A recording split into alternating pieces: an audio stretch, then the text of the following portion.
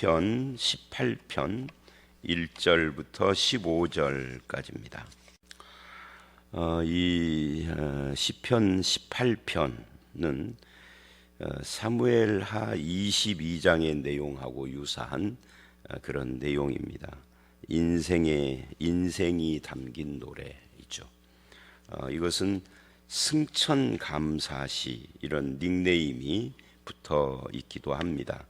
근데 표제어를 보면 여호와의 종 다윗의 시, 인도자를 따라 부르는 노래, 여호와께서 다윗을 그 모든 원수들의 손에서와 사울의 손에서 건져주신 날에 다윗이 이 노래의 말로 여호와께 아뢰어 이르되, 이렇게 돼 있어요.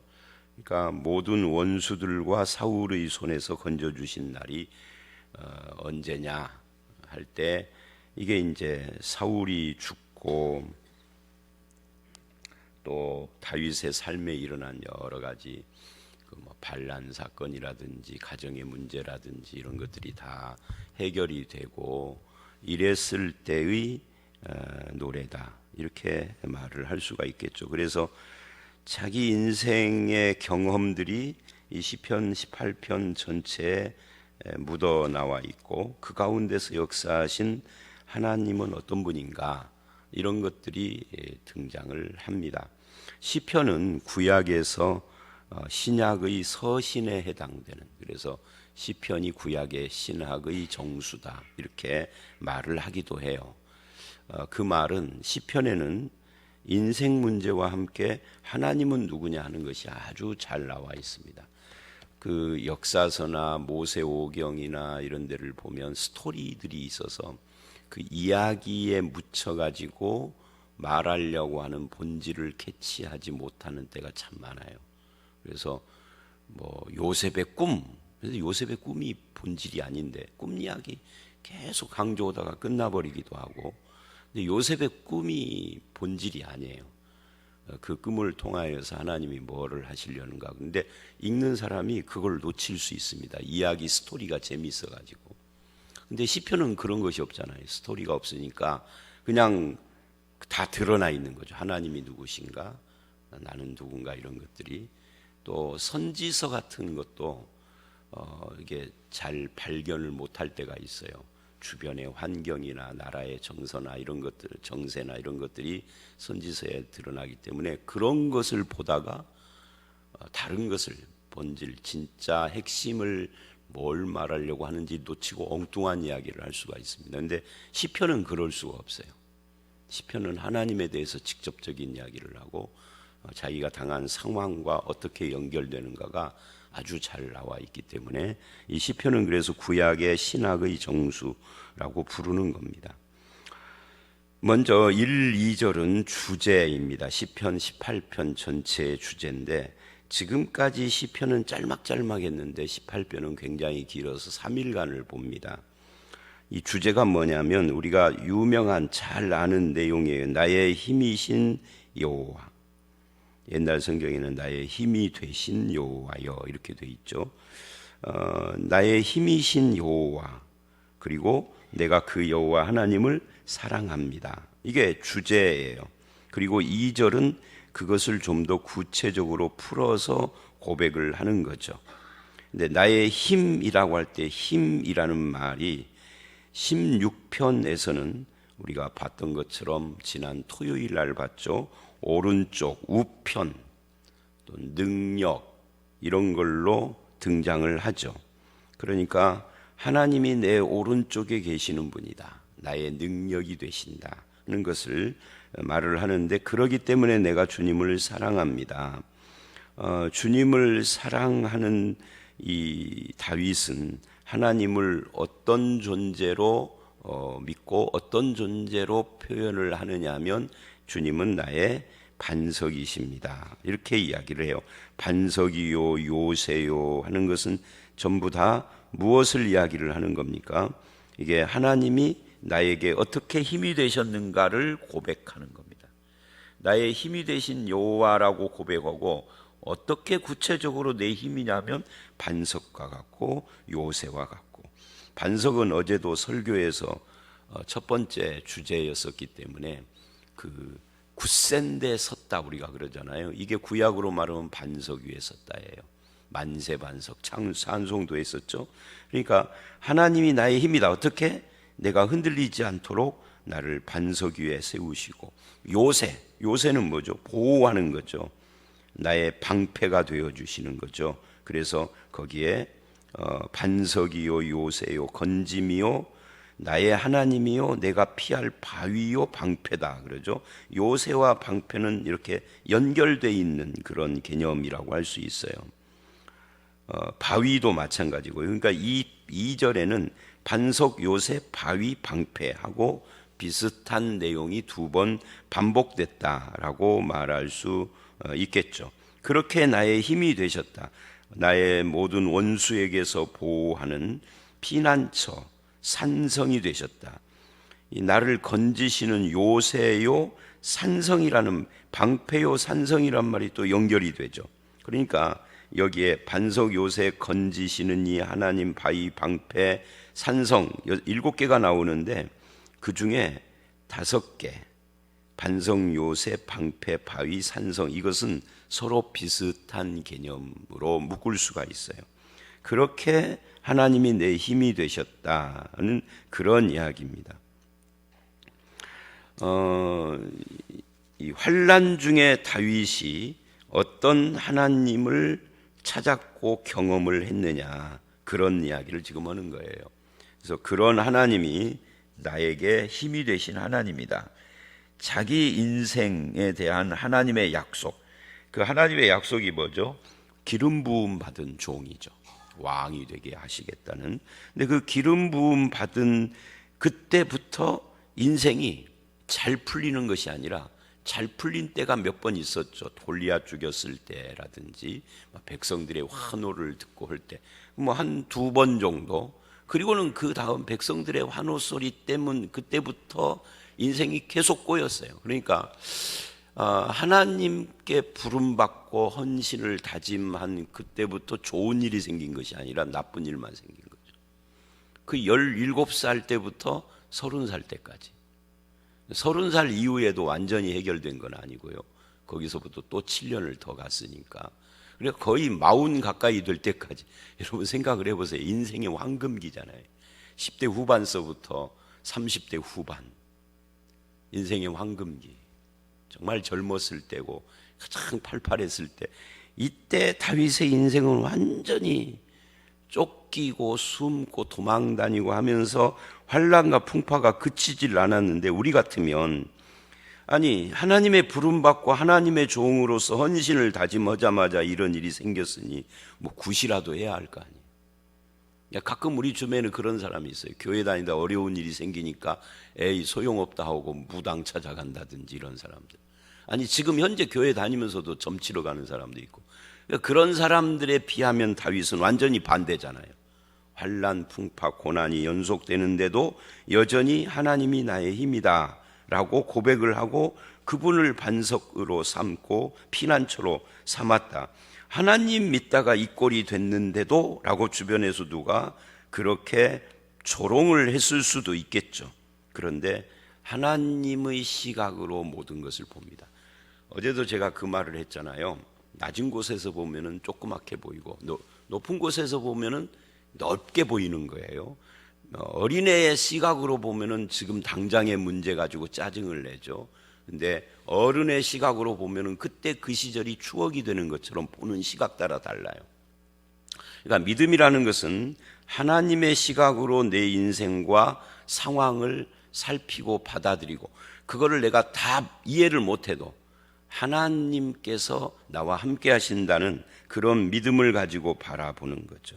그렇게 하면은 지금 다윗이 말하는 것처럼 그런 상황 속에서도 그 상황 속에서 오히려 하나님이 내 힘이다 이렇게 고백을 해요. 하나님을 믿다가 이 꼴이 됐다 이게 아니라 오히려 하나님이 나의 보호자가 되어졌습니다 라고 고백을 하는 거죠.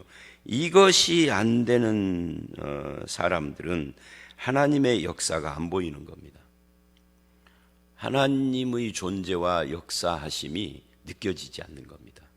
어제 이사야서에서 봤잖아요. 앞에도 뒤도 안 보이고 옆에서 역사하신다고 그러는데 왼쪽을 봐도 안 보이고 오른쪽을 봐도 안 느껴지고, 근데 그런 상황이 되는 거예요. 근데 믿음의 사람은 그러나 그 모든 것이 하나님의 연단입니다. 나를 순금같이 하려고 이렇게 하는 것처럼 다윗도 똑같이 하나님의 시각으로 자기 인생을 바라보며 하나님을 부정하는 어리석은 자가 아니라 오히려 거기서 하나님이 어떻게 역사하는가를 봤다 하는 이야기입니다. 그리고 이제 3절로 6절은 간구입니다. 간구. 다윗은 구원을 확신합니다. 3절 내가 찬송받으실 여호와께 아뢰리니 내 원수들에게서 구원을 얻으리로다. 그러니까 이런 시편은 우리나라 말 어법하고 좀 다르죠. 우리나라 말 같으면은 이렇게 말을 했을 거예요. 내 원수들에게서 구원을 얻게 하신 하나님을 내가 찬송합니다. 우리나라는 어순이 그렇잖아요. 앞에다가 두고 뒤에 이유를 말하는데 그 행동을 말하는데 여기서는 행동을 먼저 말을 해요. 내가 찬송받으실 여호와께 아뢰리니 왜냐 하고 이유를 뒤에다 두어서 말을 해요. 그러니까 하나님의 구원 때문에 내가 하나님이 찬송받으실 분이라고 믿는다. 그래서 그분께 찬송하고 그분을 노래한다 이런 뜻이에요.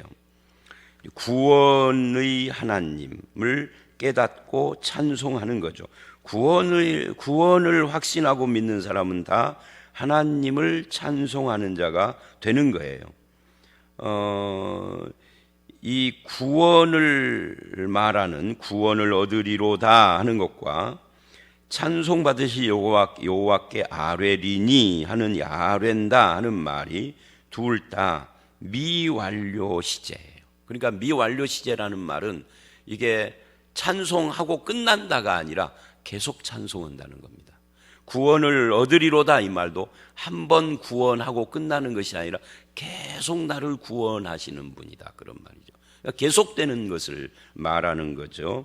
그러니까 이 미완료 시제를 통하여서 하나님이 나와 늘 함께 하시고 구원하시니 나도 늘 찬송한다 이렇게 고백을 하고 있는 겁니다. 이게 신자죠. 신자는 주일날 찬송하고 월요일부터 토요일까지 침묵하는 것이 아니에요. 늘 현장 속에서도 찬송을 소리를 내서 멜로디로 오는 것은 아닙니다. 그렇게도 하고 그 외에도 찬송의 방법은 많습니다. 하나님을 인정하고 높여드리고 고백하는 것이 다 찬송이거든요. 하나님도 나를 계속 구원 가운데 나와 함께 하시고 나는 늘 찬송 가운데 하나님께 영광을 돌리고, 그게 3절 이야기입니다. 그러면 그 구원이 뭐냐? 어떤 상황에서 나를 구원했느냐? 그게 이제 4절 5절입니다. 사망의 줄이 나를 얽고 불의의 창수가 나를 두렵게 하였으며 수월의 줄이 나를 두르고 사망의 올무가 내게 이르렀도다. 사망, 불의, 수월, 사망. 그러니까 불의의 창수를 빼놓고는요, 사망, 수월, 사망. 수월은 무덤이니까 이것도 사망이거든요. 그러니까 지금 죽음의 권세가 나를 얽고 두렵게 하고 나를 두르고 있는 그런 상황. 쉽게 말하면 죽음의 위기에 처해 있는 거예요. 까딱 잘못하면 목숨이 왔다 갔다 하는 그런 어려운 처지에 있었는데, 그런데 그때 하나님이 나를 구원해 주셨다. 그러니까 여러분이 다윗의 인생을 우리는 사무엘 상하에서 너무나 잘 알지만 이런 표현이 딱 맞는 표현입니다. 늘 쫓기는 삶을 살고 늘 죽음의 두려움 가운데 사울이 다윗을 죽이려고 얼마나 그렇게 했습니까? 그런데도 하나님이 결정적인 순간에는 다윗을 빼돌리시거나 사울을 물리쳐 주셨어요. 그래서 6절 내가 환난 중에서 그런 사망의 두려움이 나를 두르고 있는 중에 다윗이 뭐를 했느냐? 여호와께 아뢰었다. 기도했다는 거죠. 나의 하나님께 부르짖었다. 또 기도했다는 거죠. 그러자 그가, 즉 하나님이 그의 성전에서 내 소리를 들으시며 그의 앞에서 나의 부르짖음이 그의 귀에 들렸도다. 하나님이 들으셨다 하는 건데, 이 성전에서라는 말은 예루살렘 성전을 말하는 게 아닙니다. 다윗 시대에는 예루살렘의 성전 자체가 없었어요. 그죠?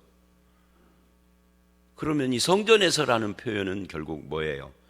이 지상의 성전을 말하는 것이 아니라 하늘 성전이고, 성전이라는 것은 하나님이 임재하신 곳이니까 결국은 하나님이 하늘에서 내 기도를 들으셨다, 이거를 성전에서 들으셨다, 이렇게 표현한 거나 마찬가지입니다. 하나님이 어디 계십니까? 그러면 우리는 뭐 내 마음에 계십니다 이럽니다만은 그 말도 완전히 틀린 건 아니지만, 하나님은 우선 내 마음에 계시기 전에 하늘에 계시죠. 천상에 계시죠. 하늘 보좌에 계시고, 그리고 나와 내 마음이 아니라 나와 함께 하는 겁니다. 하나님은 마음에만 계시는 게 아니에요. 마음에도 물론 계시지만 그것은 내 입장이, 내가 주관자가 돼서 내 마음이죠. 하나님이 나와 함께, 내 옆에도 계시고 내 안에도 계시고 내 위에도 앞에도 계시고 내 등 뒤에서 나를 코치하고 말씀하시기도 하는 거지. 어쨌든 하나님이 하늘 보좌 성전에서 내 소리를 들으셨다라고 이야기를 합니다. 즉 하나님이 응답하셨다는 거. 응답하시자 어떤 일이 일어납니까? 그게 이제 7절서부터 15절이에요. 이에 그럽니다. 하나님이 기도를 들으신 결과입니다. 땅이 진동하고 산들의 토도 요동하였으니 그의 진노로 말미암음이로다. 진동과 요동이라는 말은 세상이 막 격변을 한다. 그러니까 이게 실제로 뭐 지진 같은 것을 말하는 것이 아니에요. 이 진동, 요동이라는 것은 예를 들면 세상이 막 움직이는 거예요. 요즘 같으면 코로나가 전 세상을 옛날과는 다르게 만드는, 이것을 시편식으로 말하면 진동한다, 세상이 진동한다 그러는 겁니다.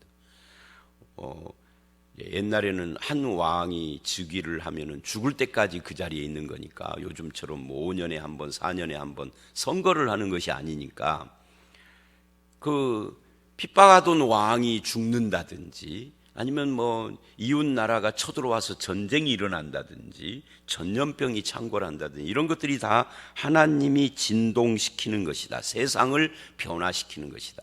여러분, 연약한 자, 핍박받는 자 입장에서는 세상이 조용한 게 좋을까요? 진동하는 게 좋을까요? 조용한 것이 좋은 게 아니에요. 조용한 것이 좋다는 것은 나를 핍박하는 그 권력이나 세력을 가지고 있는 사람들이 여전히 그 자리에서 나를 핍박하는 거거든요. 진동한다는 것은 그 권세가 변하고 바뀌고 뭐 그런다는 이야기니까, 세상이 요동해야 핍박받는 사람에게는 그게 좋은 거예요. 그러니까 민주사회 같으면 왕이 죽는 게 아니라 정권이 교체되는 것 같은 것이고, 뭐 이런 것들이 이제 진동, 요동입니다. 그게 다 뭐라는 거예요? 하나님의 역사라는 거예요. 그런데 이런 요동하는 세상을 요동시키는 하나님이 믿는 자들에게는 뭐를 주시느냐 할 때, 히브리서 12장을 보면 진동하지 않는 나라를 준다 그래요. 그 진동하지 않는 나라가 뭐냐? 그게 하나님의 나라입니다. 하나님의 나라를 빼놓고 세상 나라는 늘 진동합니다. 그죠? 그게 세상 나라예요. 뭐 지나온 우리의 짧은 인생을 한번 되돌아 보세요.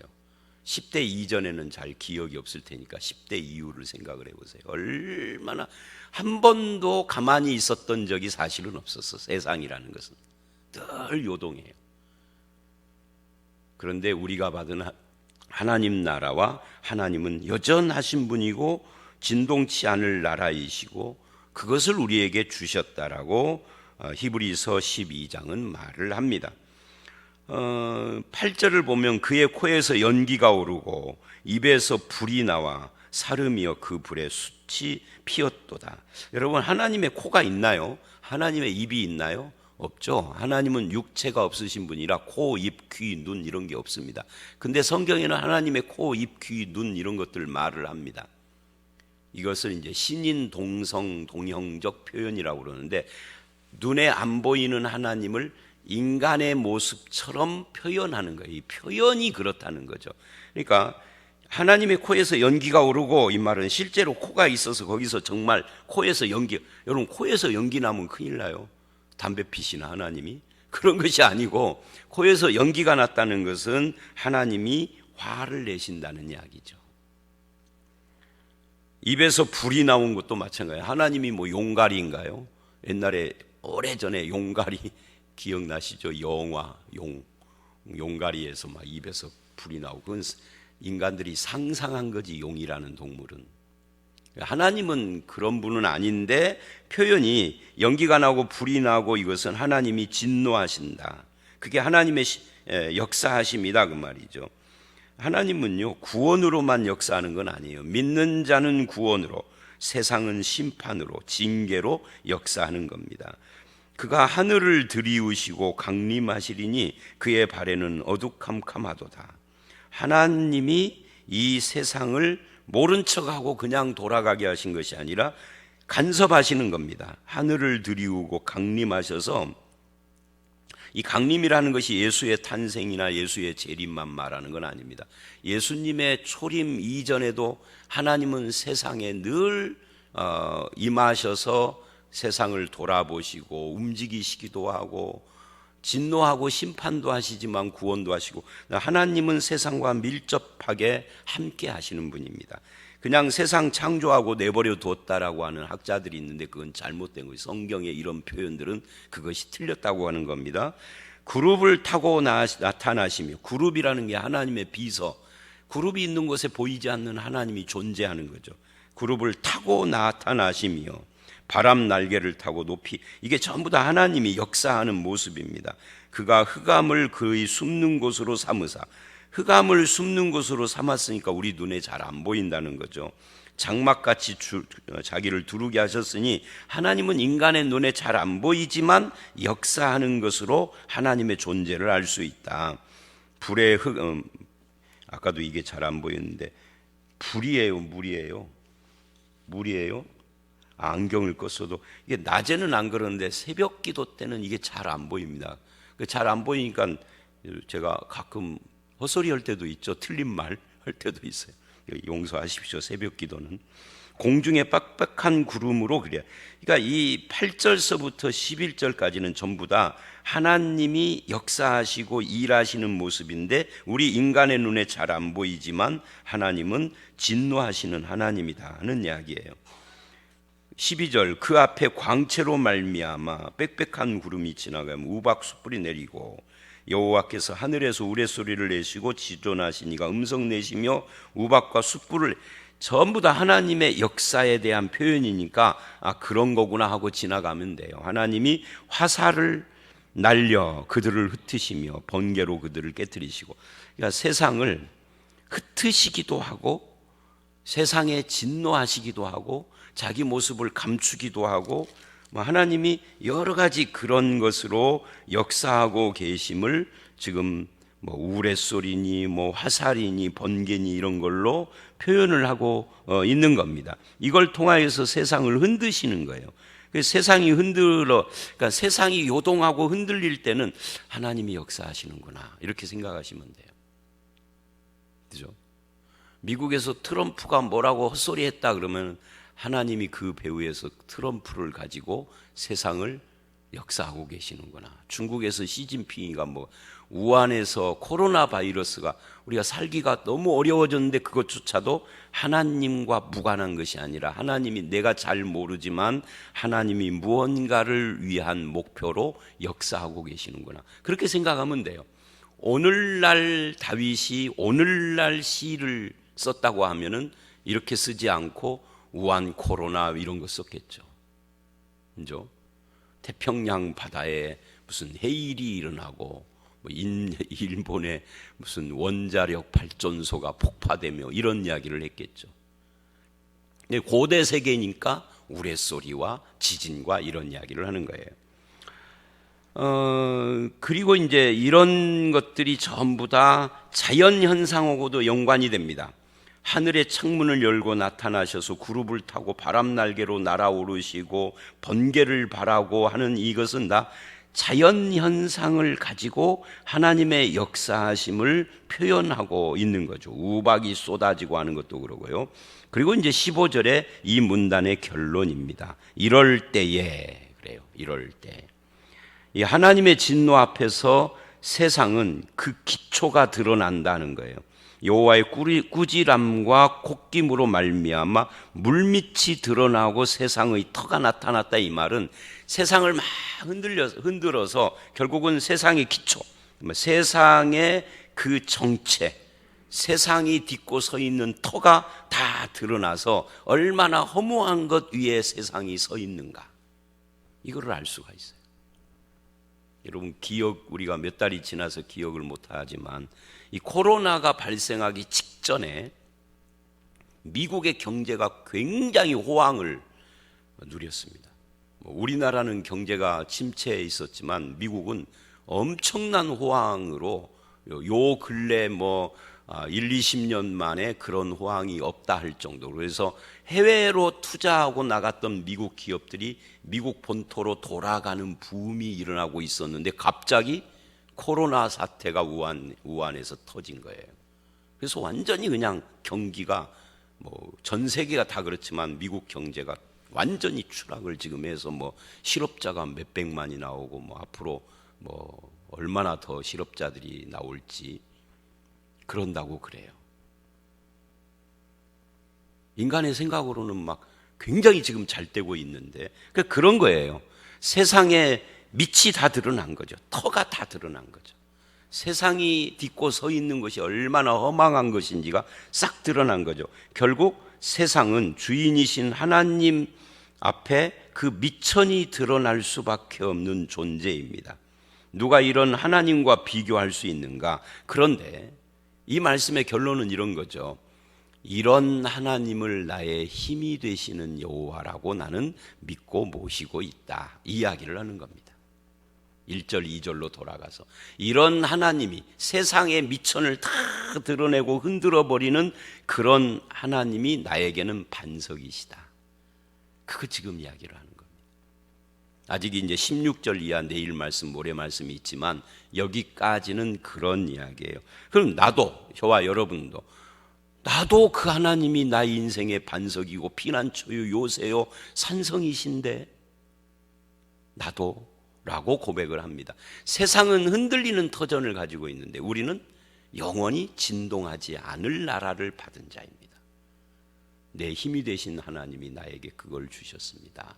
그래서 감사하시고 세상이 흔들려도 나는 믿음이 흔들리지 않는 삶을 살겠습니다. 세상이 요동할 때 오히려 진동하지 않을 하나님 나라와 그 의를 바라보며 살겠습니다. 세상은 미천이 다 드러나면 부끄럽고 허무하지만 우리는 근거가 드러날수록 하나님이 거기 계시는 거죠. 그래서 바위 되시고 산성 되시고 반석이신 하나님이 내 힘과 능력이십니다. 나는 그분을 찬송하는 삶을 삽니다 라고 고백하고, 우리도 다윗과 똑같은 그런 고백과 찬양으로 하나님께 영광 돌리는 그런 성도들이 되시기를 주의 이름으로 축원합니다. 함께 기도하겠습니다. 하나님 아버지, 세상을 움직이시는 하나님, 그래서 결국은 세상의 그 밑바닥을 다 드러내시고야만은 그런 하나님의 역사를 봤습니다. 그런 하나님이 나에게는 반석이요 찬송받으실 분이요 또 나의 힘이 되신다라고 고백하는 다윗은 사망이 나를 두르고 있는 것 같은 환경에 처해서도 여전히 하나님을 바라보고 기도하며 하나님을 의지함으로 승리했던 것을 봅니다. 우리도 그와 같이 믿음으로 살게 하여 주시옵소서. 오늘 이 하루도 나의 힘이 되신 여호와를 늘 묵상하며 주님과 함께 동행하기를 원하옵고 예수님 이름으로 기도드려 싸움나이다. 아멘.